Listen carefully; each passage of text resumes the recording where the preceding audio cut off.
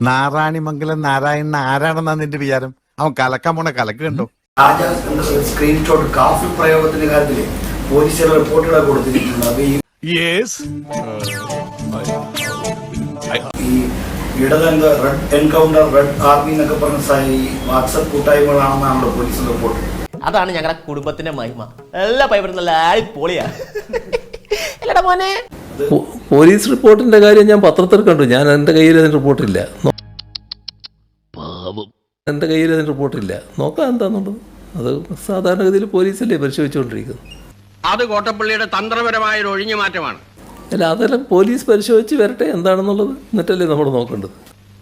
സ്വന്തം വീട്ടിലെ സംഭവവികാസങ്ങൾ അറിയാത്ത കോട്ടപ്പള്ളിക്ക് എങ്ങനെ ആഗോള പ്രശ്നങ്ങൾ വിശകലനം ചെയ്യാൻ പറ്റും? ഈ ഡിവൈഎഫ്ഐക്കാരൻ അവിടെ വലിയ സമ്മേളനം നടത്തി പറഞ്ഞത് എന്താ? പൊളിറ്റിക്കൽ പോയിസൺ ആണ് ഷാഫി പറമ്പിൽ എന്നാ പറഞ്ഞത്. ഈ വൃത്തികെട്ടവനാ എല്ലാത്തിനും കാരണക്കാരൻ. റഹീം ഒരു സ്ക്രീൻഷോട്ട് ഉയർത്തി കാണിച്ചുകൊണ്ട് ഞാൻ ഇപ്പോൾ കാണിച്ചു തരാം, അയ്യപ്പദാസ ഇന്നാ നോക്കിക്കോളൂ എന്നൊക്കെ പറയുന്ന വീഡിയോ ഇപ്പൊ വരുന്നുണ്ടല്ലോ.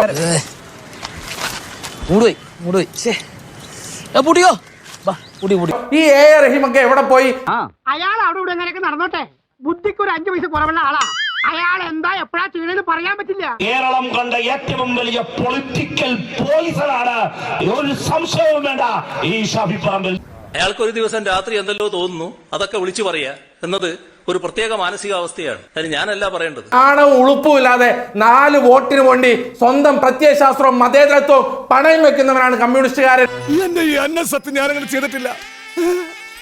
വെറുതെ കഴിഞ്ഞ ആഴ്ച നടന്ന കാര്യങ്ങൾ പറഞ്ഞ് എന്നെ നാറ്റിക്കരുത്. കിട്ടേണ്ടതൊക്കെ കിട്ടിയല്ലോ, സമാധാനമായല്ലോ. ഇനി സ്വസ്ഥമായിട്ട് വണ്ടി റോഡിൽ പോട്ടെ.